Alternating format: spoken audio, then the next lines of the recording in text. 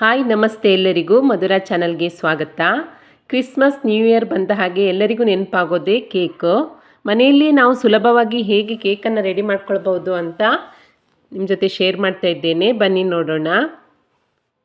ಮೊದಲಿಗೆ ನಾನಿಲ್ಲಿ ಮಿಕ್ಸಿ ಪಾತ್ರೆಗೆ 1 ಕಪ್ ಆಗುವಷ್ಟು ಸೂಜಿ ರವೆ ಅಥವಾ ಬಾಂಬೆ ರವೆ ಅಥವಾ ಉಪ್ಪಿಟ್ಟು ರವೆ 1 ಕಪ್ ಆಗುವಷ್ಟು ಸೇರಿಸ್ಕೊಂಡ್ಬಿಟ್ಟು ಇದನ್ನು ನುಣ್ಣಗೆ ಪೌಡ್ರ್ ಮಾಡಿಕೊಂಡು ಒಂದು ಬೌಲ್ಗೆ ಸೇರಿಸ್ಕೊಳ್ತಾ ಇದ್ದೇನೆ.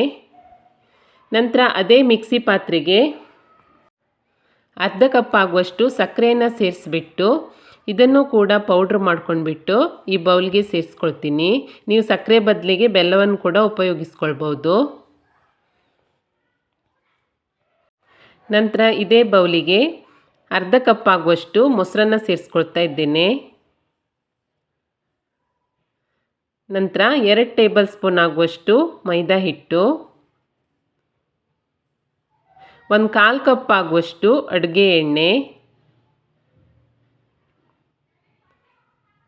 ಹಾಗೆ 1/3 ಕಪ್ ಆಗುವಷ್ಟು ಕಾಯಿಸಿ ತಣ್ಣಗಾದಂತಹ ಹಾಲು. ಮೊಸರು ಕೂಡ ರೂಮ್ ಟೆಂಪ್ರೇಚರಲ್ಲೇ ಇರಬೇಕು, ತಣ್ಣಗಿರಬಾರ್ದು. ನಂತರ ಫ್ಲೇವರಿಗೋಸ್ಕರ ಒಂದು ಅರ್ಧ ಟೇಬಲ್ ಸ್ಪೂನ್ ಆಗುವಷ್ಟು ವೆನಿಲಾ ಎಸೆನ್ಸನ್ನು ಸೇರಿಸ್ಕೊಂಡಿದ್ದೇನೆ. ನಿಮ್ಮ ಹತ್ರ ಇಲ್ಲ ಅಂತ ಹೇಳಿದರೆ ಏಲಕ್ಕಿ ಪೌಡ್ರನ್ನು ಕೂಡ ಸೇರಿಸ್ಕೊಳ್ಬೋದು. ನಂತರ ಈ ರೀತಿಯಾಗಿ ಯಾವುದೇ ಗಂಟುಗಳಿಲ್ಲದ ಹಾಗೆ ಚೆನ್ನಾಗಿ ಮಿಕ್ಸ್ ಮಾಡ್ಕೊಳ್ಬೇಕು. ನೋಡಿ, ಈ ರೀತಿಯಾಗಿ ಮಿಕ್ಸ್ ಮಾಡ್ಕೊಂಡ್ಬಿಟ್ಟು ಒಂದು ಪ್ಲೇಟನ್ನು ಮುಚ್ಚಿ ಅರ್ಧ ಗಂಟೆ ಸೈಡಲ್ಲಿ ಇಟ್ಕೊಳ್ತೀನಿ. ಅರ್ಧ ಗಂಟೆ ನಂತರ ನೋಡಿ, ರವೆ ಎಲ್ಲ ಚೆನ್ನಾಗಿ ನೆಂದುಬಿಟ್ಟು ಕೇಕಿಗೆ ಮಿಶ್ರಣ ರೆಡಿಯಾಗಿದೆ. ಇದಕ್ಕೆ ಇವಾಗ 1 ಚಿಟಿಕೆ ಆಗುವಷ್ಟು ಉಪ್ಪು, 1/4 ಟೇಬಲ್ ಸ್ಪೂನ್ ಆಗುವಷ್ಟು ಅಡುಗೆ ಸೋಡಾ, ಹಾಗೆ 1/4 ಟೇಬಲ್ ಸ್ಪೂನ್ ಆಗುವಷ್ಟು ಬೇಕಿಂಗ್ ಪೌಡ್ರನ್ನು ಸೇರಿಸ್ಕೊಳ್ತೇನೆ. ನಿಮ್ಮ ಹತ್ರ ಇದೆರಡೂ ಇಲ್ಲ ಅಂತ ಹೇಳಿದರೆ ಈನೋ ಪೌಡರ್ ಕೂಡ ಸೇರಿಸ್ಕೊಳ್ಬಹುದು.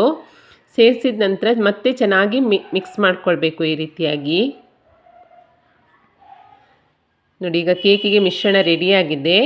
ನಿಮ್ಮ ಹತ್ರ ಈ ರೀತಿ ಕೇಕ್ ಪ್ಯಾನ್ ಇದ್ದರೆ ಅದರಲ್ಲೇ ಮಾಡ್ಕೊಳ್ಳಿ. ಇಲ್ಲ ಅಂತ ಹೇಳಿದರೆ ಟಿಫನ್ ಬಾಕ್ಸ್ ಬರುತ್ತಲ್ಲ ಚಿಕ್ಕದು, ಅದರಲ್ಲಿ ಕೂಡ ಮಾಡ್ಕೊಳ್ಬಹುದು. ಇಲ್ಲ ದಪ್ಪ ತಳದ ಚಿಕ್ಕ ಪಾತ್ರೆ ಇದ್ದರೆ ಅದರಲ್ಲಿ ಕೂಡ ಮಾಡ್ಕೊಳ್ಬಹುದು.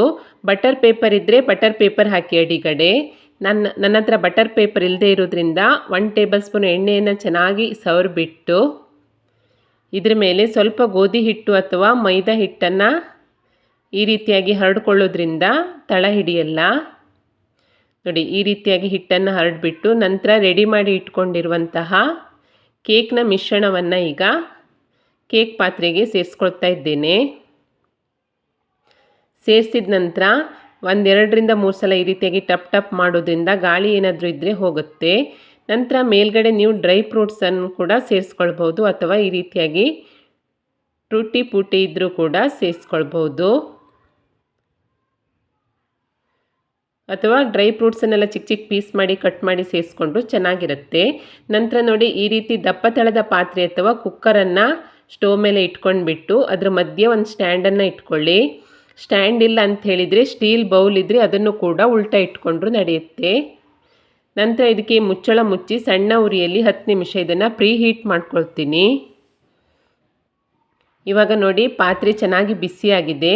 ನಂತರ ರೆಡಿ ಮಾಡಿ ಇಟ್ಕೊಂಡಿರುವಂತಹ ಕೇಕ್ನ ಮಿಶ್ರಣವನ್ನು ಪಾತ್ರೆ ಒಳಗಡೆ ಇಟ್ಟು ಇದಕ್ಕೆ ಲಿಡ್ಡನ್ನು ಮುಚ್ತೀನಿ. ಇವಾಗ ಇದನ್ನೊಂದು 40 ನಿಮಿಷ ಸಣ್ಣ ಉರಿಯಲ್ಲಿಯೇ ಬೇಯಿಸ್ಕೊಳ್ತಾ ಇದ್ದೇನೆ.